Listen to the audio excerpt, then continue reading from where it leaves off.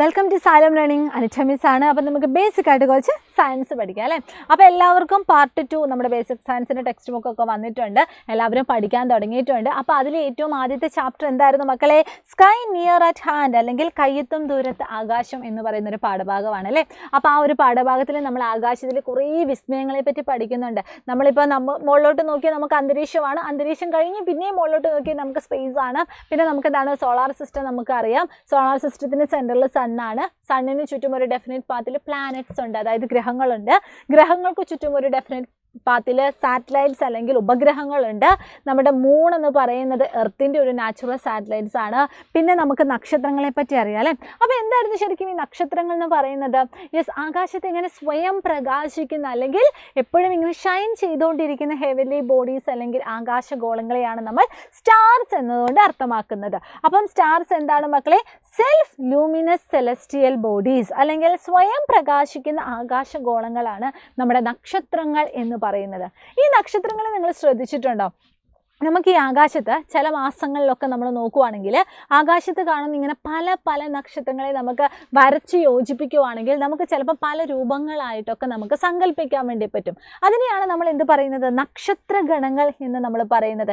ഈ വേട്ടക്കാരൻ എന്നൊക്കെയുള്ള നക്ഷത്രഗണം നിങ്ങൾ എന്താണെങ്കിലും കേട്ടിട്ടുണ്ടാവും അല്ലേ. അപ്പോൾ ഈ നക്ഷത്രഗണങ്ങൾക്ക് കുറേ എക്സാമ്പിൾസ് നമുക്ക് ഈ ഒരു പാഠഭാഗത്ത് പഠിക്കുന്നുണ്ട്. അപ്പോൾ എന്താണ് ഈ നക്ഷത്രഗണങ്ങൾ അല്ലെങ്കിൽ നമ്മൾ കോൺസ്റ്റലേഷൻ എന്ന് പറഞ്ഞാൽ എന്താണ്? ആകാശത്തെ നക്ഷത്രങ്ങളെ ചേർത്ത് വരച്ച് സങ്കല്പിക്കാവുന്ന രൂപങ്ങളാണ് നമ്മുടെ നക്ഷത്രഗണങ്ങൾ. അല്ലെങ്കിൽ constellations are the group of stars imagined into different shape by joining them together by using lines. അതായത് ലൈൻസ്, കുറേ നക്ഷത്രങ്ങളുണ്ട്. ആ നക്ഷത്രങ്ങളെ നമ്മൾ ലൈൻസ് ഉപയോഗിച്ച് ഇങ്ങനെ ജോയിൻ ചെയ്ത് വരച്ചാൽ നമുക്ക് പല പല രൂപങ്ങളായിട്ട് തോന്നും.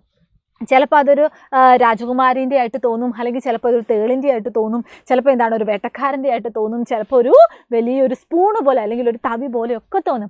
അങ്ങനെ നിങ്ങൾക്ക് കാണുന്ന അല്ലെങ്കിൽ നമ്മുടെ ആകാശത്ത് പല സമയങ്ങളായിട്ട് കാണുന്ന വിവിധ തരത്തിലുള്ള നക്ഷത്രഗണങ്ങളാണ് നമ്മൾ ഇന്നത്തെ ഈ ഒരു ക്ലാസ്സിൽ ഡിസ്കസ് ചെയ്യാൻ പോകുന്നത്. അപ്പോൾ എല്ലാ മക്കളെ എന്ത് ചെയ്യുക, സ്കിപ്പ് ചെയ്യാതെ മുഴുവനായിട്ട് കാണാൻ വേണ്ടി ശ്രമിക്കുക കേട്ടോ. അപ്പോൾ നിങ്ങളൊന്ന് നോക്കിക്കേ മക്കളെ, ഇവിടെ തന്നെ നിങ്ങൾക്ക് ഒരു നക്ഷത്രഗണത്തിനെ നിങ്ങൾക്ക് കാണാൻ വേണ്ടി പറ്റും. എന്താണ് മക്കളെ? ഇവിടെ നിങ്ങളൊന്ന് സൂക്ഷിച്ച് നോക്കിയാൽ നിങ്ങൾക്ക് കാണാൻ വേണ്ടി പറ്റും നമ്മുടെ കൈയും കാലും ഒക്കെ ചങ്ങലയിൽ ബന്ധപ്പെട്ടിരിക്കുന്ന ഒരു രാജകുമാരിയുടെ ചിത്രം നിങ്ങൾക്ക് ഇതാ ഇവിടെ നിന്നും നിങ്ങൾക്ക് സങ്കല്പിച്ച് ഉണ്ടാക്കാൻ വേണ്ടി പറ്റും. അപ്പം ഗ്രീക്കുകാർ വിശ്വസിക്കുന്നത് ഇതൊരു രാജകുമാരിനെ ചങ്ങലക്കിട്ട് കെട്ടിവെച്ചിരിക്കുന്നതായിട്ടാണ്.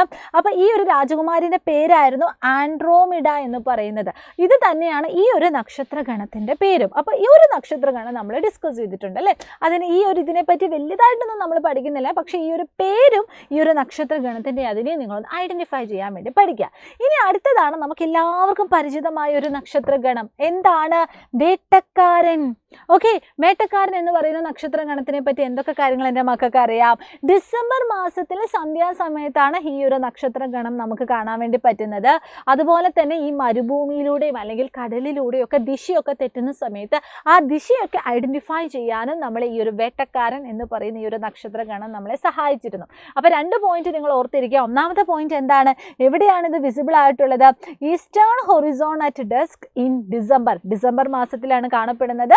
പിന്നെ ഈ പറയുന്ന ഡയറക്ഷൻസ് ഐഡൻറ്റിഫൈ ചെയ്യാനും നമ്മളെ സഹായിച്ചിട്ടുണ്ട്. ഇനി ഇവിടെ നിങ്ങൾക്ക് ഇതാണ്ട് ഇവിടെ ഒരു ചുവന്ന സ്റ്റാറുകൾ നിങ്ങൾക്ക് ഇവിടെ കാണാൻ പറ്റും. സ്റ്റാറുകളല്ല, ഒരു സ്റ്റാറേ ഉള്ളൂ. ഈ സ്റ്റാറാണ് തിരുവാതിര. ഇത് ഓർത്തിരിക്കുക കേട്ടോ. അപ്പോൾ നമ്മുടെ വേട്ടക്കാരൻ അല്ലെങ്കിൽ ഓറിയോണിൻ്റെ ഒരു സൈഡിലുള്ള ഒരു റെഡ് നിറത്തിലുള്ള സ്റ്റാർ ഏതാണെന്ന് ചോദിച്ചാൽ നിങ്ങളത് തിരുവാതിരയാണ് എന്ന് നിങ്ങൾ ഐഡൻറ്റിഫൈ ചെയ്യണം.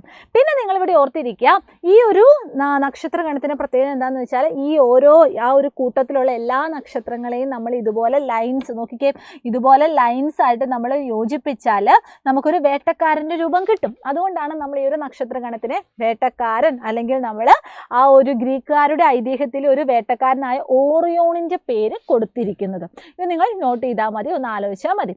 ഓക്കെ, ഇനി അടുത്ത ഒരു നക്ഷത്രഗണമാണ് നമ്മുടെ സപ്തർഷികൾ. ഓക്കെ, സപ്തർഷികൾ എന്ന് പറയുമ്പോൾ ഇവിടെ നമുക്ക് 7 നക്ഷത്രങ്ങളെയാണ് നമ്മളിങ്ങനെ പരസ്പരം കണക്ട് ചെയ്ത് വരച്ചിരിക്കുന്നത്. കണ്ടോ, 7 നക്ഷത്രങ്ങളെയാണ് നമ്മൾ ലൈൻസ് ഉപയോഗിച്ചിട്ട് പരസ്പരം ഇങ്ങനെ കണക്ട് ചെയ്തിരിക്കുന്നത്. അത് മാത്രമല്ല, നിങ്ങളിങ്ങനെ കണക്ട് ചെയ്യുമ്പോൾ നിങ്ങൾക്ക് ഇവിടെ ഏതിൻ്റെ രൂപമാണ് തെളിഞ്ഞു വരുന്നത്? നേരത്തെ ഒരു വേട്ടക്കാരൻ്റെ രൂപമാണെങ്കിൽ ഇവിടെ ഒരു വലിയ തവിയുടെ രൂപമാണ്. അപ്പോൾ ഇതിനെ നമ്മൾ ബിഗ് ഡിപ്പർ അല്ലെങ്കിൽ വലിയ തവി എന്നും നമ്മൾ പറയുന്നുണ്ട്. ഇനി വേറൊരു കാര്യം നിങ്ങൾ ഓർത്തിരിക്കുക, ഏത് മാസമാണ് ഇത് വിസിബിൾ ആവുന്നത്? ഏപ്രിൽ മാസത്തിൽ വടക്കൻ ചക്രവാളത്തിലാണ് ഇത് നമുക്ക് ദൃശ്യമാവുന്നത്. ദൂരദർശിനിയുടെ ഒന്നും ആവശ്യമില്ലാതെ തന്നെ നമുക്കിത് ദൃശ്യമാകുന്നുണ്ട്. പിന്നെ ഈ 7 നക്ഷത്രങ്ങളെ ഇങ്ങനെ പരസ്പരം യോജിപ്പിക്കുന്നതും കൊണ്ടാണ് നമ്മളിതിനെ സപ്തർഷികൾ എന്ന് നമ്മൾ പറയുന്നത്. ഇതും നിങ്ങൾ ഓർത്തിരിക്കുക. അപ്പോൾ ടോട്ടൽ ഇപ്പം നമ്മൾ 3 എണ്ണം പഠിച്ചിട്ടുണ്ട് കേട്ടോ. ഏറ്റവും ആദ്യം രാജകുമാരി ആയിരുന്നു, രണ്ടാമത് വേട്ടക്കാരനായിരുന്നു, മൂന്നാമത് ഇതാണ്ട് വലിയ തവി, അതായത് ബിഗ് ഡിപ്പർ ആയിരുന്നു അല്ലേ. ഇനി ഒരെണ്ണം കൂടി നമുക്ക് നോക്കിയാലോ. ഇതാണ് മക്കളെ കാസിയോപ്പിയ അല്ലെങ്കിൽ കാശിബി എന്ന് പറയുന്നത്. അപ്പോൾ നിങ്ങൾ ഈ ഒരു നക്ഷത്രഗണം, ഈ ഒരു ചിത്രം നിങ്ങളൊന്ന് ഐഡൻറ്റിഫൈ ചെയ്യുക. ഇതിനെപ്പറ്റി പഠിക്കാനില്ല, ജസ്റ്റ് ഒന്ന് പുതിയൊരു ഇത് തന്നേ ഉള്ളൂ കേട്ടോ. അപ്പോൾ ഒക്ടോബർ മുതൽ ഡിസംബർ വരെയുള്ള മാസങ്ങളിൽ സന്ധ്യാസമയത്താണ് നമുക്ക് വടക്കൻ ആകാശത്താണ് ഈ ഒരു കാശിബിനെ നമുക്ക് കാണാൻ വേണ്ടി പറ്റുന്നത്. ഈ ഒരു ചിത്രം നിങ്ങൾ നോക്കിയാൽ മതി. ഇവിടെ ആരെയാണ്? യെസ്, ഇവിടെ ഇതാ നിങ്ങൾക്ക് ഇങ്ങനെ ജോയിൻ ചെയ്തത് നിങ്ങൾക്ക് ഇവിടെ കാണാൻ വേണ്ടി പറ്റും.